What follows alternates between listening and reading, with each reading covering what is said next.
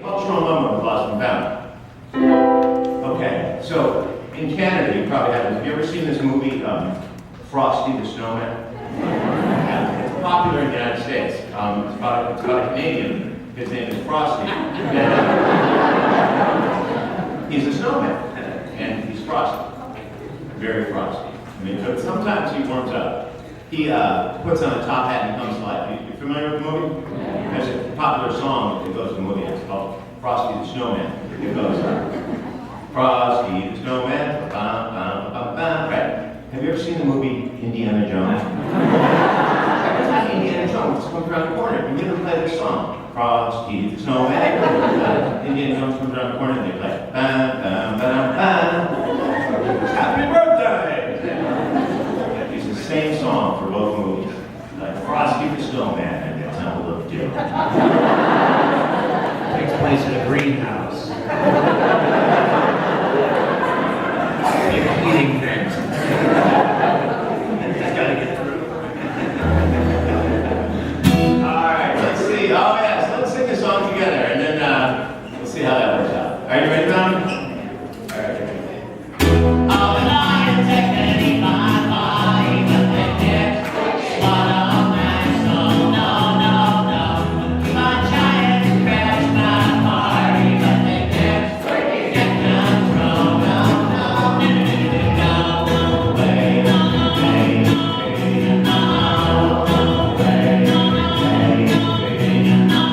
Okay, so the words, I was going to tell you, but then I noticed all of a sudden everybody was watching TV. And I see that there must be words up there. Okay, so, They're flashing blue lights. all right, so the psychedelic words go, oh, the lions, they can eat my body, but they can't swallow my soul. It means the lions can eat my body, but they can't swallow my soul. Okay, so pardon us if we feel distracted because we've never had words on the screen before, but this is going to help quite a lot. Right after the word can't, let's see, can't, on the second line after the third word, you make this noise. And if you can't make that noise, then you can just say, hey! Unless you're your own magic frame, then you can just make that noise. Okay, good. So if you won't be needing us, you can just read along. Okay, here we go. all the lions can eat my body, but they can't swallow my soul. No, no, no. My giants crash my party, but they can't get control. No, no, no way,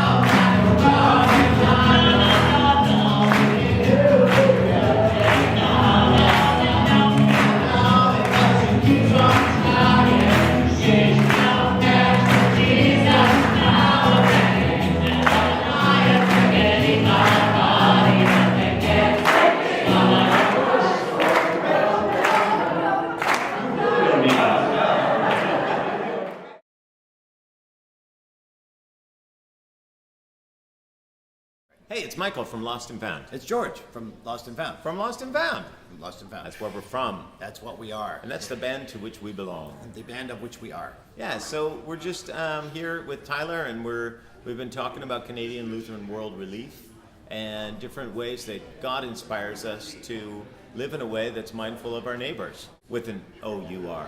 Neighbours. Our neighbors. That's right. You mindful of your neighbor? I am, my neighbour. Yes. There's an interesting thing in the Book of Common Prayer, which the Episcopal Church uses in the United States. In the baptismal covenant, we promise to seek and serve Christ in all persons. And every time there's a baptism in the Episcopal Church, and probably in the Anglican community of this as well, but you have this promise that everybody in the room makes to seek and serve Christ in all persons. And when you start thinking of that, and you hear it over and over and over, you kind of you start to catch on to what that might actually mean to seek and serve Christ in your neighbor. You know, we've been very sensitive to things like, just trying to conserve resources. You know, in my case, well, I don't know if you can read my shirt on the video, but I've been lucky that I have not had to own a car since 1990 because I just like to ride a bike. You know, I think it's good for the environment.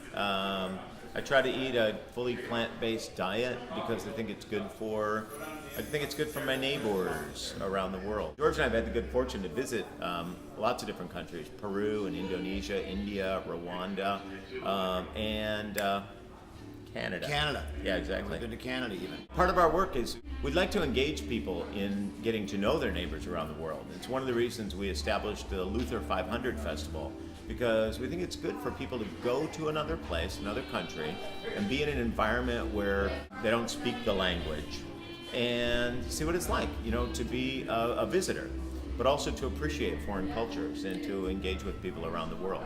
Back to that idea of seeking and serving Christ is when we see our neighbor in need, the understanding is, we are serving Jesus when we're serving them. And ways that you can serve people, some of them are obvious, give someone a meal who needs one, but some of them are less obvious, the things Michael was talking about, like conserving resources. I live near the Great Lakes in Cleveland, thank you. We have plenty of water, plenty of clean water. Out in LA, they don't have so much water. They have to steal it from other states. Yeah. We took Colorado's water. Exactly. Though we have plenty of water in Cleveland, it doesn't mean that we waste it, because we send it to other places. There's only so much fresh water on the planet, and access to clean water is a very important thing. We've played concerts to raise money for access to clean water around the world. Yeah, to build wells and so forth. It feels like the next really big environmental crisis is going to be a shortage of clean water. The people around the world will probably have to relocate in the coming years just to seek out fresh and clean water. And it's really important, really crucial. My daughter, who will be 4 years old soon, we try to teach her every day that, food is not a toy, it's not something to play with. We should be mindful of not wasting food, but also water. Which is a thing that doesn't come naturally to us in the United States, because everywhere you go, you turn on a faucet and water comes out.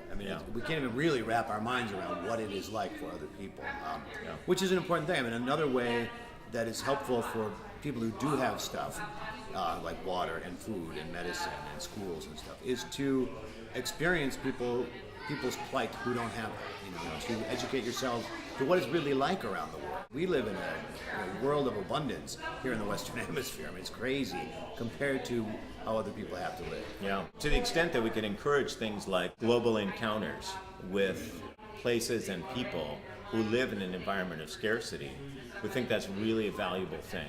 So we encourage you to get involved with Canadian World Relief and go on one of these global encounters. And Encounter. A global encounter. Right. Anyway, it's just really important. It's important now, but it's going to be important for the future, and it's going to be important for our children because they're going to live in a world of increasing scarcity. Right. And so, even as we seek to create technologies that will work our way out of this trouble, and I hope we can, it's also important to conserve, so that there's enough for everybody. Okay, so let me just get this one other part, then we'll just go forward, we'll read the song together.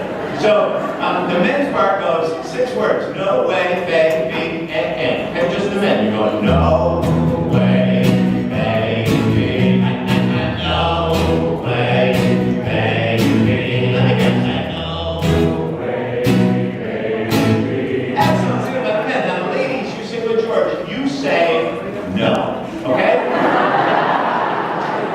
Ladies with George, you got me. Sounds like this. No way, baby. No way, baby. Let me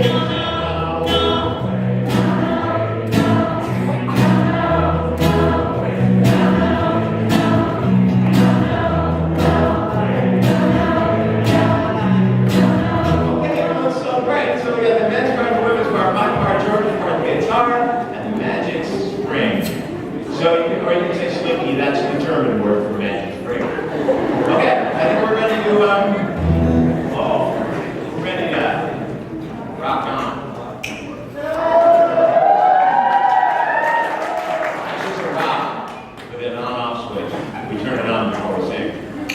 Rock on. You should have seen what we went through to get this across the border today. What is that thing? They would not let us through. We were like, it's a wireless device. They were like, well, what happens if I turn it on? And they wouldn't let us through. Finally, we said it was for fishing. They were like, oh, go ahead. We had to pay the duty, of course. Yeah. Yeah. Why do they call the guy at the border the duty? It seems something familiar to me. It's diminutive. Yeah, or the dude. Oh, I see. It's like the hoodie. Yeah. The loony. Oh, yeah. Okay, the duty. Yeah. You think you'd call me officer, but I guess it's the duty. Hey, dude. All right, ready, Bob? Here we go.